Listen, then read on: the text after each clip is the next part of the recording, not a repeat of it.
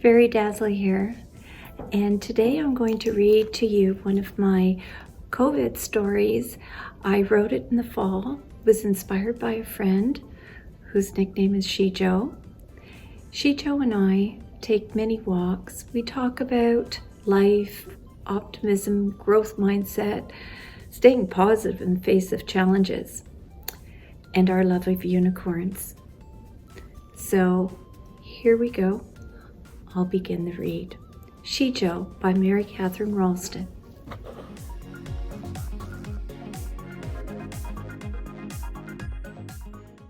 I purposely illustrated the backs of characters throughout the story as I challenge you as the reader or listener to share what facial expression and emotion you think the character might show at that point in the story. In the deep, dark, dense forest, fog descended, hugging the towering ancient firs and cedars where silence sent shivers and time stood still. In a distant bed of ferns, a tiny, wandering, shuffling shadow whimpered, "I'm tired, I'm lost, I'm scared. I've lost my energy and lost my will." Exhausted, he closed his weary eyes and flopped on a bed of emerald moss at the base of a tall tree. He fell asleep, curled up like a puppy, trying to keep warm, dreaming of cupcakes and tea. Gleaming, glittery, glowing glimmers pulsed, circling and waking this weary, hungry little boy. He rubbed his eyes, shook his head, and saw a mauve, shimmery pony prancing with joy. His heart skipped a beat, his eyes popped like saucers, and he swallowed hard, spotting a shocking feature. Lo and behold, there was a pointy, silvery sliver spiraling from the top of this beautiful creature. He gasped and blinked while sitting in a hypnotic trance as the mysterious beast seemed to nicker Shejo, Shejo, as she performed her dainty, mystical dance. Taking the deepest bellyful breath and swallowing hard, he summoned the courage to speak. "What's your name? Where are you from? Can you help me? I'm so tired, lost, and weak." "You see, hardship has hit my homeland. Many people are sick, lonely, and struggling to make ends meet. Some are dying, for this disease has declared war on nations, creating challenging conditions that are hard to beat." I snuggled under a blanket. I was watching my iPad while it poured rain and it was cool. I gulped, hearing my parents yelling, saying that they were worried. Then they argued about work and how I was about to study in school. I looked up and saw the sunshine. Then a rainbow came out of the forest and remembered at the base is a pot of gold. So I grabbed a jacket and ran out of the yard, yelling, "I'm looking for treasure," then followed it in the direction of these arches that were magnificent to behold. The problem was that as soon as I entered the forest, I could no longer see the rainbows in the sky. I walked with determination, but then I got tired, weak, and started to cry. With quizzical eyes, the unicorn's head swayed side to side. Its ears were forward, listening intently.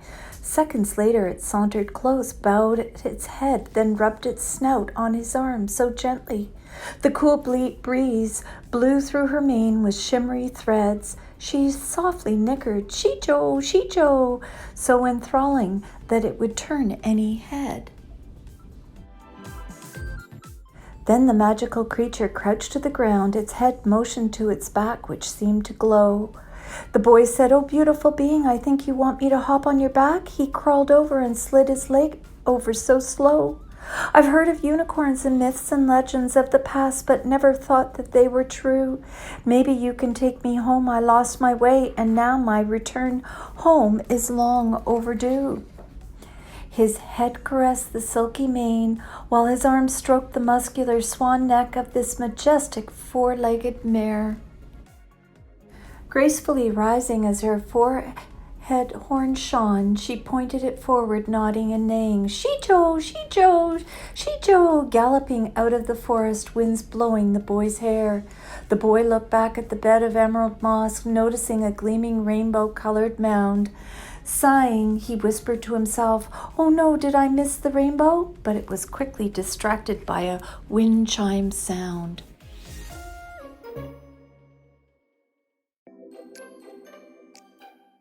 In minutes they were under clear blue skies, crossing international borders, covering in lands and shores far and wide. He saw every imaginable human and animal living and thriving in their respective habitats. This was a magical, outrageous, global joyride. Wistfully he sighed, watching beings behaving with humility, abundance, tolerance, and sharing with understanding. The earth was at peace in harmonious bliss. The boy's fatigue and fear flew aside. He whispered in the unicorn's ear, "Dear unicorn, you've shown me what I wished was happening on earth." Shaking his head, "Everything is sad and amiss."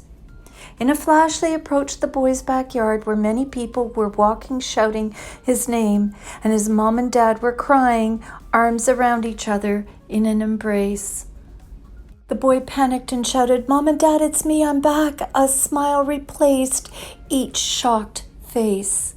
The unicorn stopped in front of the parents, then bowed to the ground, allowing for the boy to slide off and run into their arms. The boy's parents hugged him while the unicorn nodded and whinnied, "Shejo, Shejo," with a soft snort and pawing of the dirt and grass, looking like she was casting charms. She sauntered over and stood with her head over the family with eyes full of tears. Seconds later, the unicorn released a waterfall that healed and washed away all the family's fears. They stood holding each other tight with gratitude, peace, and renewed faith. Things would be all right. The unicorn backed, turned, singing, "Shejo, Shejo," galloping along a long rainbow streak, disappearing out of sight.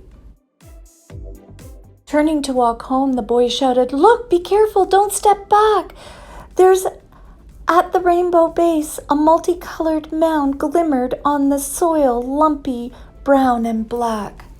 Then everyone giggled, shrugging shoulders when the boy's mom piped up, "I think she healed us, taking our fear and sadness, reminding us even poop can bring good and maybe luck."